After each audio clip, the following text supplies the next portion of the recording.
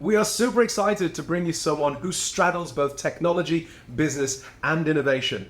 A forward thinker, he's been living the dream since he envisaged at a young age, moving to Dubai and plunging headfirst into an industry that is literally shaping the future.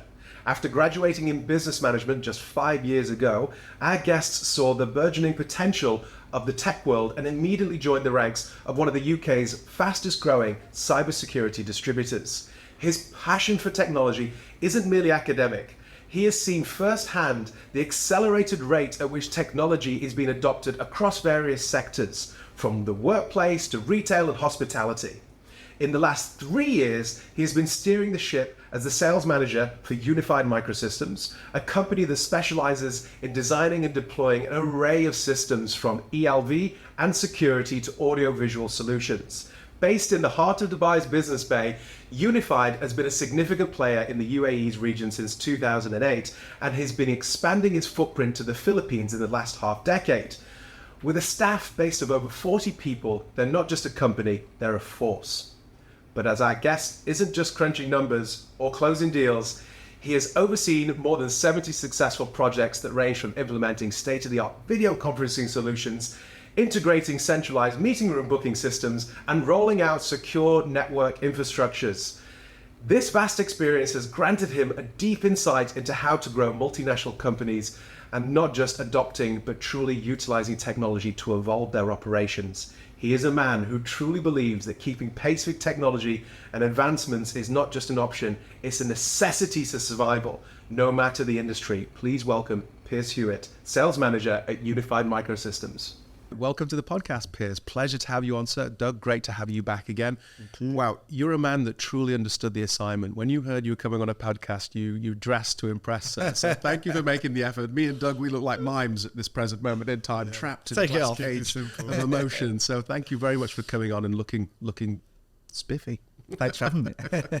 So maybe if we could just start off by explaining how your two organizations work together, that'd be a good place. Sure. So we cover the IT/AV scope of commercial and F&B projects. Yeah. So that can be access control, can be security systems, can be ELV, can be audiovisual. We start at the design stage, supporting Doug's team with concept design through to implementation, detailed design, execution, project management, and then post-delivery support. Yeah. So the full package that we would say IT and AV would fit nicely in with a general sort of design and build package that Horton would take as a combined package. Yeah, so you were there from the very beginning to integrate the technology very much within our designs, and then you're also helping us with AMC packages for our own. AMC packages? Yes, it's annual maintenance contracts. So that would be post-deployment support. So rather than going in, deploying a solution, 30 days later, getting paid, walking out, we would be there beyond that, whether that's just maintaining the equipment in the state it is or proactively managing that, going in there on a weekly basis, monthly basis to make sure that everything as it should be, cables are correctly in place, systems are capturing CCTV, for example, so making sure they're doing what they should be and proactively being there to support that office or that particular space. Yeah, and I think you're also helping us with the selections of the right equipment, whether it's in the meeting rooms, the laptops, PCs and stuff like that. So. Sure, yeah, and that's why the importance of the design is very important, because many companies who don't necessarily use that design stage effectively will specify an equipment that's not right for that space, whether it's an audio-visual conferencing, video conferencing that needs to be in an element of a size. They might specify an incorrect device that may not be utilized well enough in that space. So whether it's people are using the right equipment, if they're using CAD or they're using Adobe or BIM, are they running the right software, running the right hardware to facilitate that particular use case? Oh, cool. Yeah, it's interesting the application of technology used to drive the design. So it wasn't about people. Like if you look at like the designs from like the 50s and 60s, it's around like where the technology was, and then we'd group people around it and how we could run like a Cat5 cable across the office. But now, of course, since the birth of the internet and Wi-Fi and 3, 4, and 5G now, we're able to work independently, of the technology, and the technology is now coming to where the people are. So the designs are changing in tandem with that. And it seems to me that you're kind of really across the board when it comes to IT. You're literally doing all elements of IT. So cybersecurity, installation, laying the cables, figuring out the Wi-Fi, not just for the employees, for the guests as well. But one of the topics that I know the listeners are really interested in learning about, and it's probably died off in popularity, at least as a buzzword in recent years, but the Internet of Things. So what are you seeing that's kind of trendy now in terms of the Internet of Things that we're seeing kind of work its way into hospitality or commercial? Probably not so much resi, we all have our own autonomy around that, but are we starting to see like Alexa in offices? Are we going to have to get better like acoustic paneling in there to make sure that we're not being disturbed by people screaming at their Alexa device or Siri, other devices are available? Sure. Yeah. To be honest with you, there's two ways of looking at it, and that one could be from an operational perspective from a company and how are they using technology, IoT, to better operate their company, or the end user, as an employee, making sure that or a guest in an hospitality venue, making sure that your experience is what it should be and what we expect, in 2023. So that's important. I think touching on your first point, the capturing early stage of the requirements and building that into design is very important. When I joined a company, 3 years ago, the change that I'm seeing in IT and contractors and designers is evolving a lot, because it even happens now. We get involved with a project sometimes at the last stage, and some contractors may not, Is that around the AV side? Yeah. 'Cause I imagine not laying cables last minute, is it? Well, you'll be surprised, because it's not necessarily not accounting for the cabling, but it's accounting. For example, a designer may want something to. Recently, we deployed an ITAV solution at a beach club, and it was well designed, great concept. The fit out started, but it was like, how do we get that to that? So, getting a cable from the hotel all the way through to the beach. Masking tape, isn't it? Yeah, well, Just lay it down on the ground. Yeah, many contractors do go that way. So, capturing those early stage design requirements, making sure that it doesn't affect time frame, doesn't affect the budget, is very important, and it's slowly being prioritized. You don't want to retrofit. That's the main thing, isn't it? If you're coming in at the end, then we're having to get workarounds to get. Correct. Yeah, cutting open ceilings, cutting open flooring. So capturing it early, very important. Yeah, I mean, let's talk about the reactive nature of IT being distributed across the facility, because I have a big bugbear, which I'm pretty sure I've said on this podcast before, around how long it takes to set up meeting room technology. So audio and visual, which would come under your remit. And I believe it's not a fault of the IT companies or even the internal IT team, but it's a legacy issue of just not considering IT until the last moment. Like even, furniture is often left to the last, but tech actually comes a lot later after that. So you've designed a space for like 6 people, meeting room, and then you turn to IT and go, right, put some tech in that. Well, what tech? Do we need AV, or would like an analog whiteboard be sufficient, for collaboration in this instance? Or are we just doing an out-of-the-box solution, and then we're going to have to start tearing up tiles, and hopefully we've got raised floors and that sort of stuff to make it easier. But yeah, it's such a nightmare trying to navigate technology in meeting rooms, and nobody seems to get it right. Even the big tech firms. I've asked the head of facilities, how long does it take for you to set up meeting room technology? And they said, just as long as it takes for the rest of us, right? It's a nightmare. There's always a call to IT to come in and sort it out. So how can we get IT involved earlier on in the process? How can we marry your two organizations and convince clients to start these conversations significantly earlier on, so that it isn't a disaster towards the last leg? Yeah, I mean, speaking from a design and build contractor, quite often most of it will be under our scope. Sometimes the IT might be end user direct, but for us it's quite easy to start those conversations in the beginning. I believe we even had a design meeting this week where you were in the kickoff meeting there to really put what's forward, what's required by the client, what do they want to include, and how can we manage around it. Rather than let's put a lovely concept out there and then sort of pull you in later on, as you said, to add it after. It's almost valuing design in IT. For me, it's undervalued. People just think you're labeling a couple of cables, and chucking a TV together with a camera on top. You know, that's not the case. And don't get me wrong, that does happen, and that's why you go to many offices and it doesn't work, or you don't have that experience that some companies do. And definitely it happens with smaller businesses. They may not value that process, and therefore, you know, they'll exclude it from a design and build scope, take it themselves. Gives headache to the contractor, gives headache for the designer when something's not right at the end of the project, and they say, well, hold up, it's not our scope. So yeah, it's quite difficult. But touching on the meeting rooms, there's an important report come out from WeWorks. So they did a report and they deployed something called footfall cameras, which is a solution we sell. And essentially it's a camera that would change, it would sit on entry exit points, it would be in meeting rooms, and it would look at the occupancy levels and dwell times in that space. So WeWorks put it in their meeting rooms recently, and they found out one of their results that one particular meeting room wasn't being used, and they didn't know why. So investigators... I'm sure it was more than one. Yeah, maybe. But they found that this one particular meeting room was like 90% being used less compared to others. And the investigators then found out it's because the AC was too cold. So using that data-driven technology to make those decisions when they're building more venues or building more offices, they're using that data to really drive their decisions, whether it's with meeting rooms, whether it's with collaboration spaces, whether it's with hot desking.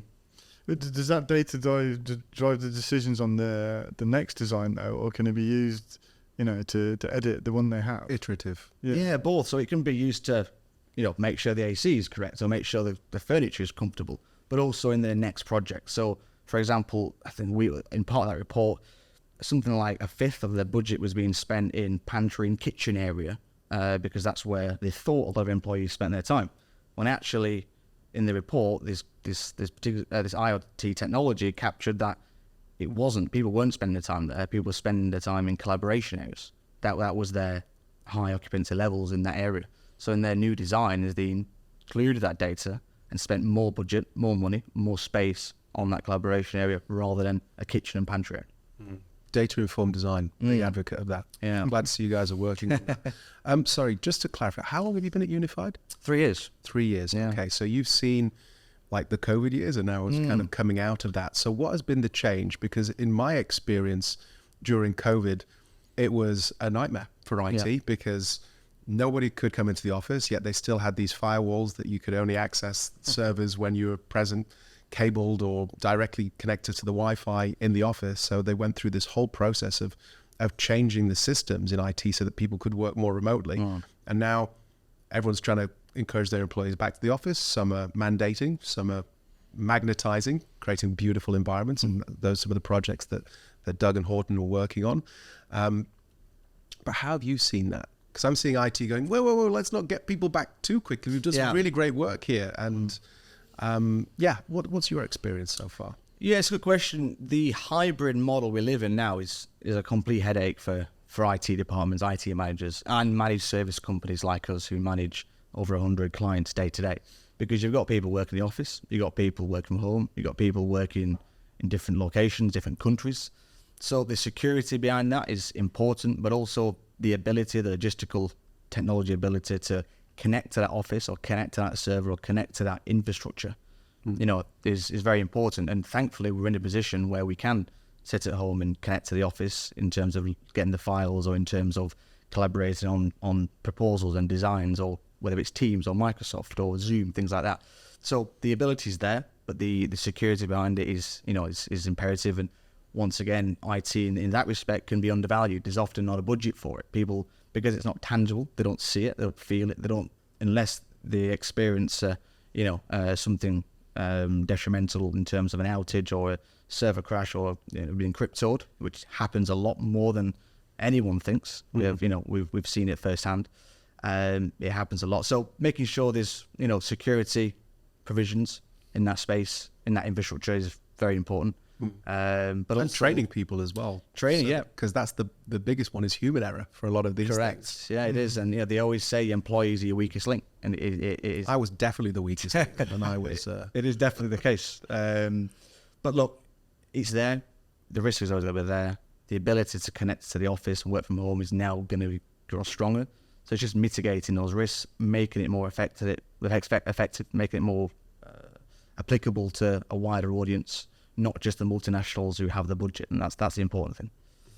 So the system that you deployed for WeWork that's helping with occupancy and utilization studies, I'm not hearing an awful lot of it happening in the Middle East, but I'm hoping that you're going to tell me that I'm wrong and that you have a number of clients that you're trialing this out or you've already pre-deployed. But where in the world is it being implemented to a high degree? And then what can we learn here if that is the case, that it's not happening to a large degree?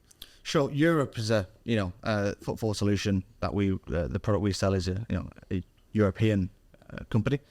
So that's where the majority of the business seems to be heading.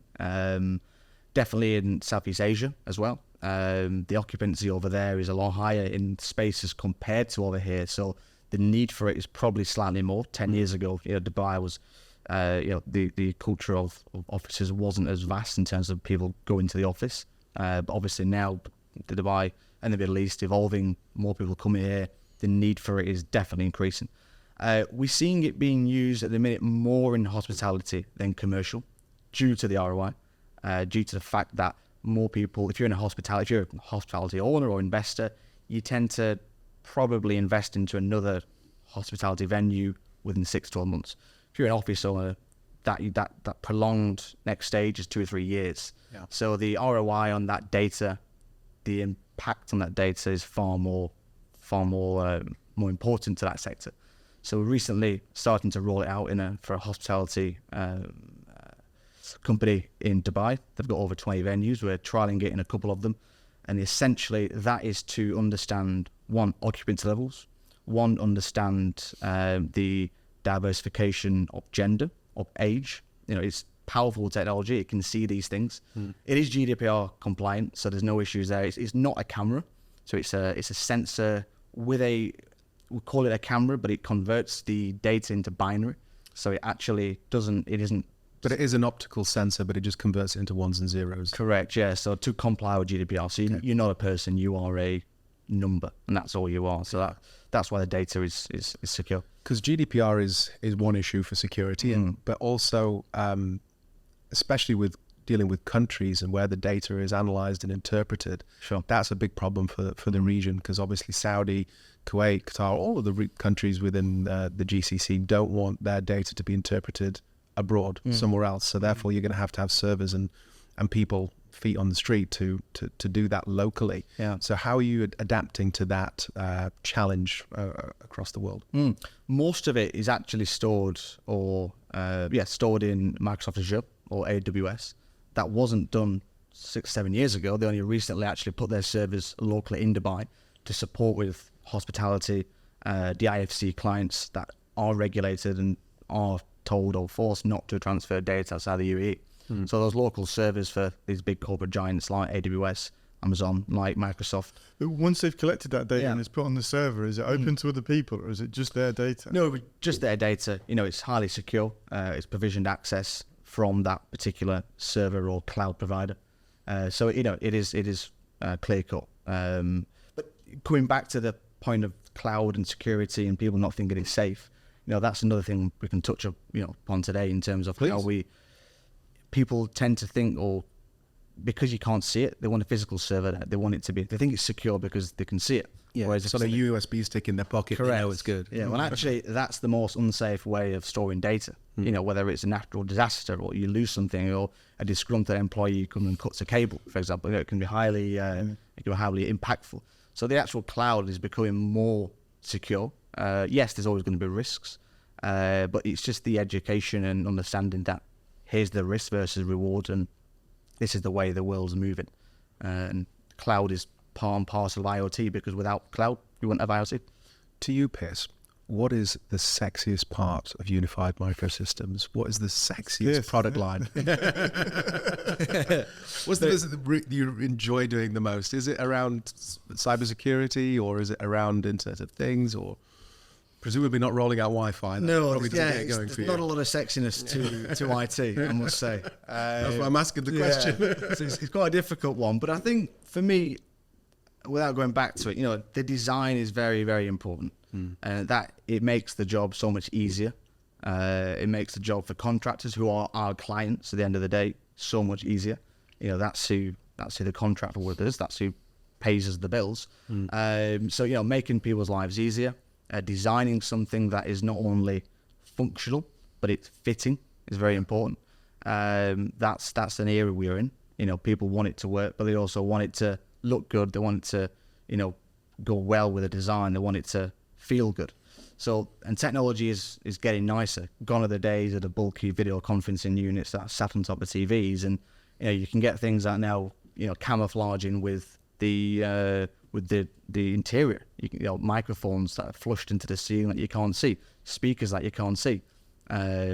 So, not necessarily hiding technology, because, you know, we won't want to do that, but trying to make it less of a physical hindrance and making it more of a something that makes it look better and feels better whilst functioning. A bit more intuitive as well. Correct. But I think what's interesting is how you're changing the design with, like, yeah, as you said, like the occupancy sensors and all these other bits that can change what we're going to do next when we do the next design.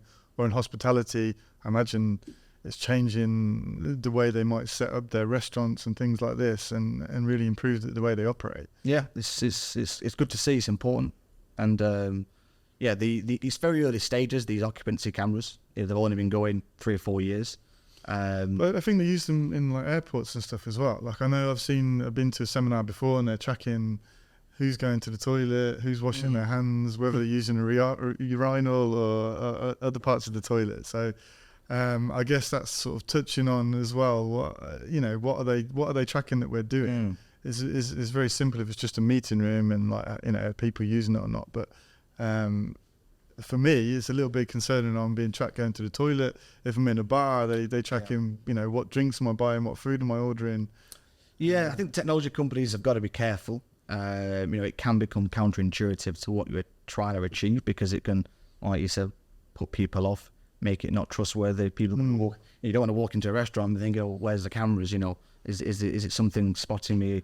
You know, on the dance floor or whatever. You know, so it's important that the education is there, and it's rolled out in a way in which it's I wouldn't say transparent, because you're not going to walk in, you know. And for example, in the UAE, there are regulations, and they have to have a sign at the front door that would say there is occupancy level cameras. I was going to say, but I can see people like starting to have to sign to go into restaurants, and if they're going to be like monitored as to what happens. Yeah, one way that they're starting to get around it is having it on a bill at the end of the day, and that would essentially you would sign for your payment, and it would be there.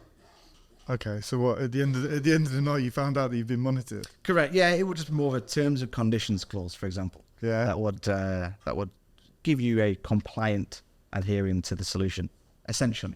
Yeah. So I think a good thing to be touched on, as we were talking about it a bit earlier, but sustainability in the IT and the Is there such a thing? Well, exactly. Yeah. I mean, yeah, there's different ways to sell it. It's not necessarily known for being a sustainable industry. So, yeah, if we can touch on that. Yeah, I think technology or the tech industry is being prodded to become more sustainable in itself, not necessarily the results of its equipment. The results of its equipment, you know, is sustainable, whether it's occupancy levels, making sure the lighting controls are there to dim the lights and turn the lights off when they're not being used, whether it's closing the doors and making sure that people are in and out are accounted for from a security perspective. You know, so AI, sustainability, it goes together, but the actual manufacturing of these solutions can be unsustainable, and has been in the past. But I know there are changes, you know, with regards to how those devices, how those technologies are being more sustainable. And one way they're doing that is through the use of software. So rather than having these bulky servers, rather than having these physical things in the office or in an environment where it's required, you're now connecting to the cloud, you know, and it's that economies of scale. It's that, yes, the cloud has infrastructure, but if everyone's using the same infrastructure, you're using less of it. So it's moving, I'm not saying it's moving completely away from cables, but, you know, that is the way we're going. You're having more Wi-Fi in offices rather than cabling. This is a point I want to touch on, because in most of our fit outs, quite often we work with the IT team on the client side, and they always ask for a data point at every desk. Well, not always, but I'd say 90% of the time, it seems to me that's not required anymore. Yeah, it depends on the vertical of that company. You know, if you're phoning, if you're a call center and you've got a hard desk phone on your desk, you require a certain level of internet speed, then cable's required. But yeah, the vast majority of offices or companies that use office space as more of a collaboration area rather than a place and where they're dialing and actual working, cables are not necessarily required to an extent. But yeah, who know what the future brings? And that's why technology is exciting, it's innovative. People provision for the next era of technology. Maybe something comes along that's innovative and amazing, but it requires a cable. So provisioning that cable, that one cable. So you think it is still worthwhile for a lot of companies to do that? Definitely, but I think how far do you take it? 2-3 years ago, you'd have 2 or 3 data points per user. You'd have one for your laptop, you'd have one for your printer, you'd have one for your phone. But now you can use your phone and your desktop from the same data point. So that sort of innovative way of technology. Or no data point. Or no data point. But you've got to then invest on the infrastructure behind it, because if you're running everybody on Wi-Fi, I know it's quite a boring subject as Wi-Fi, but if you're running everybody on that, it needs to be powerful, it needs to be of a certain grade. If you've got 150 people on Wi-Fi, it's going to be pretty slow. Right. Why can't we get Wi-Fi right? We're in the country in the world, the city, the best Wi-Fi in the world, yet we're still experiencing issues all the time. I suppose it's like the UK and trying to take a phone call, you can't drive across London on the phone without it ducking out multiple times.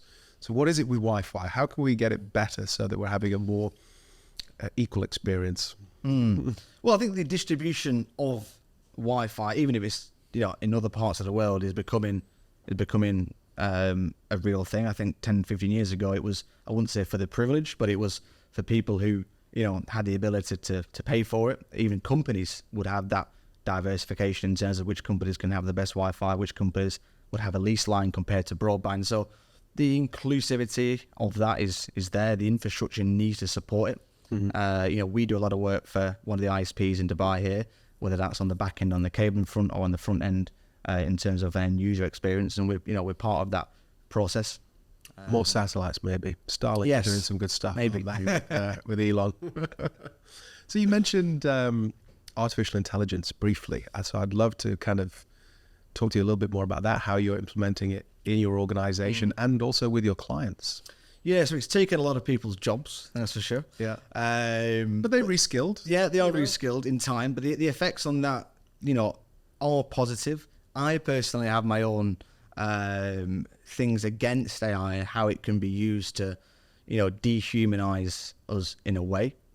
People are using ChatGPT to an excessive amount and using it to control their lives and how they communicate with clients, how they communicate with internal employees. And for me, it loses that human factor. It loses that, and almost that human error that we require in order to learn. And if we get to a point where we're bringing, children up or early years up in an era of, what do you want this sentence to do, or how do you want this email to be compiled? Ask this computer. You don't learn. And we learn from our mistakes, and that should be age restrictions, shouldn't that? Correct, maybe. Yes. That's definitely maybe something that to be looked into. But yeah, probably more political than IT. Really.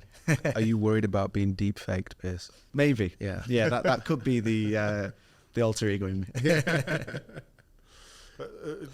For instance, if we're working with you on an AMC, you're a lot of stuff could be diagnosed with AI, I suppose. Yeah, so AI it is vast, and having that equipment in place to support AI is very important. AI has to originate from somewhere, and these big tech companies are putting systems out there that not only these big corporations or people who have the money can use, but end users like us can use. And touching on your point in terms of supporting people from a remote perspective, that's important.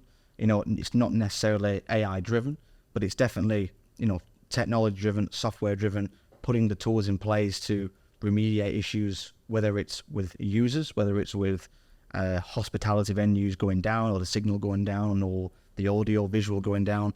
Being able to respond to those more effectively rather than having people on site. Yeah, one that 24 hours, I suppose, as well. Correct, and for one, that doesn't always gives you a faster remediation, but also it would affect our bottom line, which we can pass the costs on. Because if we don't have to send someone to site, which takes 2 or 3 hours, we can fix it in 30 minutes. The cost of that is far lower for us to operate in, and that cost can then, hopefully be passed on to customers to engage with. Are you using AI at all in the design phase? So like generative design, so kicking out different iterations of how you might lay some cable and kind of coming up with the most efficient or effective based on data points? Not really AI. There are systems out there that are being used, for example, heat maps for Wi-Fi. Once again, we're touching on Wi-Fi a lot today, but it's generating heat maps automatically. Whereas rather 5 or 6 years ago, you'd have to go to site. You would have to walk around with a measuring tape, with a drawing, with a signal radius, and calculate where the access point should be. And now there's technology out there where you can sit at your desk, open an application, place the access points, and it comes up with a green or red, and it takes 20, 30 minutes. So that's being used in a way that can support the speed of the design stage, but the accuracy as well. So it's not actually making it for you, but it's just telling you immediately, like if it's as compliant. It does make it for you, yeah. So you drop the drawing into the application, and it comes up with a heat map automatically. So where the Wi-Fi access point should be, looking at the walls, looking at the partitions. Is it glass? Is it gypsum? Is it concrete? And the implications of that compared to if it's different surface. So yeah, and I wouldn't say it's AI driven, but it's definitely technology driven, enhancing the design stage, making it more efficient, making it more accurate. It's only making it faster, isn't it? Probably better, rather than somebody doing it on their best sort of know-how. Like, it's going to use all the possible ways to do it. And like I said, the accuracy of that technology is probably the most important factor, rather than more cost effective or takes a little bit less time. Yeah. So you have so many different like products and services at Unified. Maybe if you could just help kind of describe it from the average employee experience as they're kind of moving throughout their working day. Sure. So let's describe it as you wake up, you go to work, and you walk in, place that first foot down in the office door. What's the first piece of unified technology that they would likely to be encountering? Is it the Wi-Fi, or is it probably before they get in? You've probably got an access control to stop them coming in. Yeah. So please walk us through. How does that look? You're walking into an office. You'll have you used to have a manual lock. Then that shifted to an RFID card where you take your card out. And then people found, actually, we don't want to have cards because we've got cards for the parking, we've got cards for the office, we've got cards for maybe a home parking. So people are having 3 or 4 different cards. So it's gone to more biometrics, fingerprint. Then COVID came about, we don't want to touch the fingerprint. So they came to facial recognition, and that's where we're at now. Walking into an office, you've got that facial recognition to entry, and then an egress as well out the office. And that first point of IT is probably, signage, very important. You're moving away from a physical banner to a LED screen, for example, and that could capture an audience in terms of whether it's a marketing, whether it's displaying projects or art, whatever it could be. Yeah, that digital form. That's probably the first piece that we're starting to see in these new offices. And then moving in there, yes, the Wi-Fi and the infrastructure, that's more on the back end. You don't tend to see these things. You might feel it from getting Wi-Fi or hearing an audio visual or hearing speakers or background music. But you tend to, you don't tend to walk in an office and see these items like you would furniture, like you would flooring, like you would lighting. You see it, you feel it. So that's probably the main cusp of it, really. Okay. But one thing for me when we're doing the fit outs of the office is that I always see the Wi-Fi. I guess the Wi-Fi routers hanging from the ceiling, and you guys or the IT guys always tell me it's got to be like visible on the ceiling. Is this because it's not? I don't know. Yeah, just it's like they can be quite unsightly, and for us, we would like these to be hidden a lot more. So yeah, they can be. So depending on the infrastructure. So I know we deployed one on a client's request. It was like a alien TARDIS. It was huge, like satellite coming out. Some of them are massive. Yeah. Some of them are, depending on the requirements of an end user or an IT company. If they're powerful enough, they can be hidden above the ceiling. So it's just on the quality of them, is it? Correct. Yeah. The range of it, really.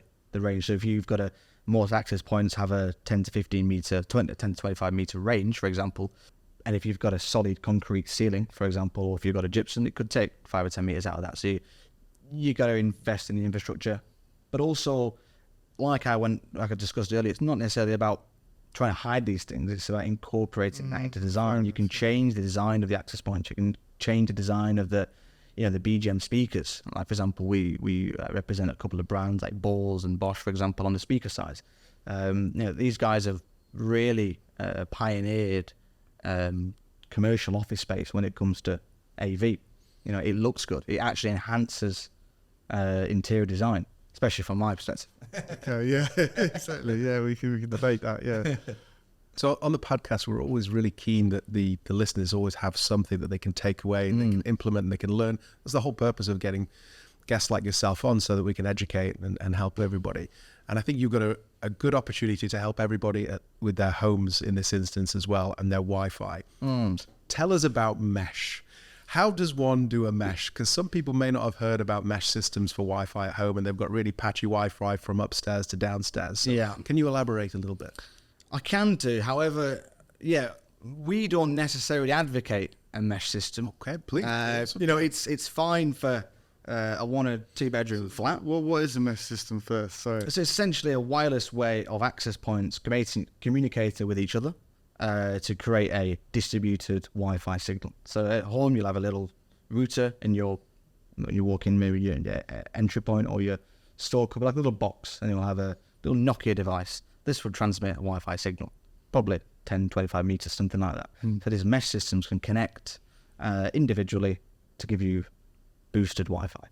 And some companies tried to implement this 5 or 6 years ago into a commercial space. They thought, we'll save money on cabling, we'll save money on infrastructure, we'll save money on the back end of stuff. We don't need a server room, so the space can be used for something else.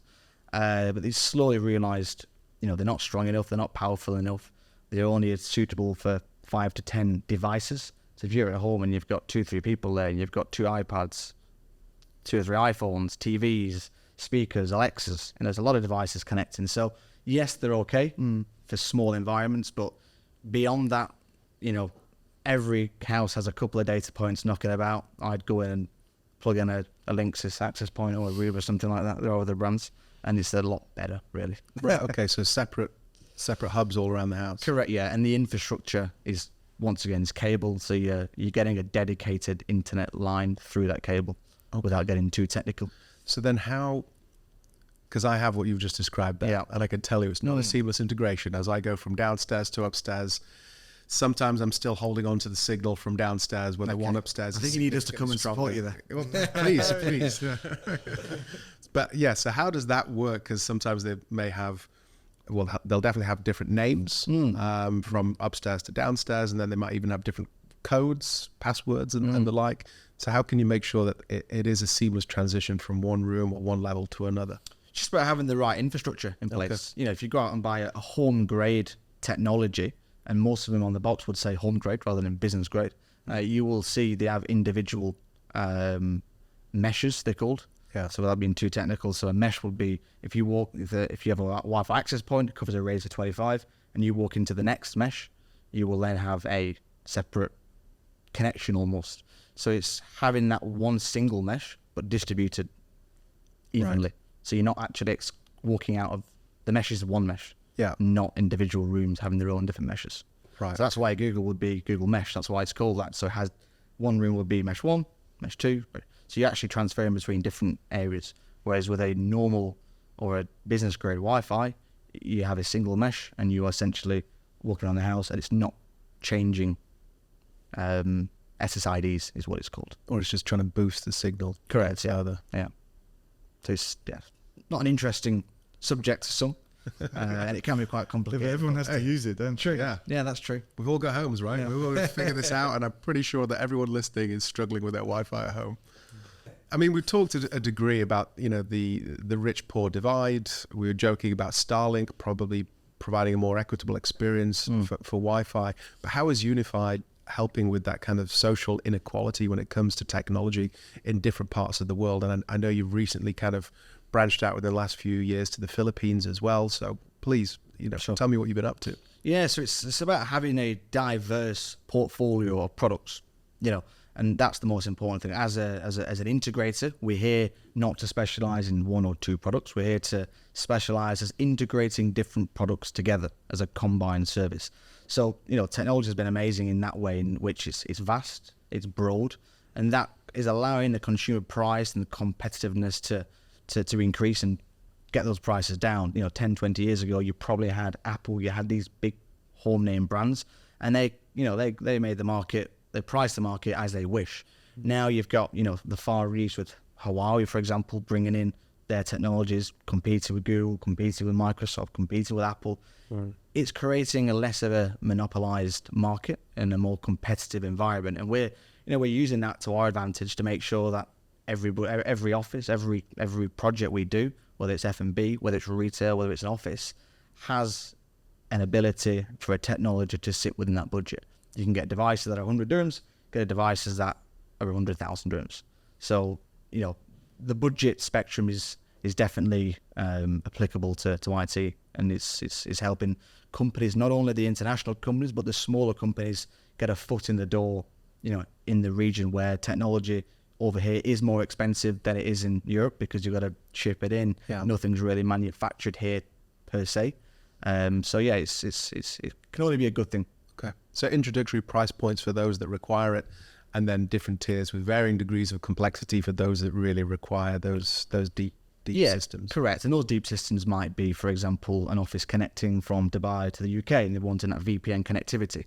They're wanting a seamless transition of people coming from that office to this office. They might want to have a single door access card that integrates with all their offices around the world, so you're not carrying 5 or 6 different cards. So things like that are out there, which is good, which is amazing. It's allowing these international companies to really invest in technology, and employees are benefiting from that internally.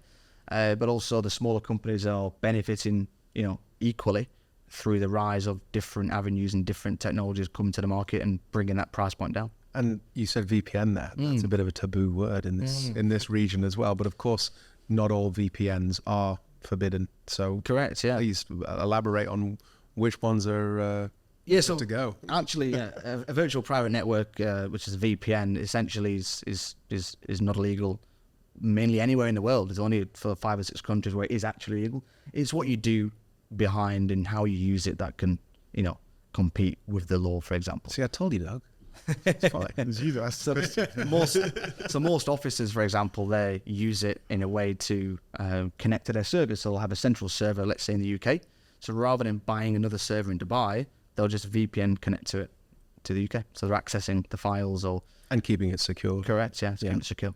Yeah, I think of it like an inaccessible tunnel for those that only know the beginning and the end, right? A VPN tunnel. That's what it is, yeah.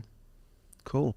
Well, Pearce, I think that brings us to time, mate. It was a pleasure having you on. Thanks for having me. And you're definitely one of the best dressed so far. And we're joking at the beginning that you're probably the youngest as well. Not that makes a difference, but it's good to have hit a new age barrier and gone through it. So thank you for coming on, mate. Thanks a lot. That was great. Cheers. Yeah, thanks. Cheers,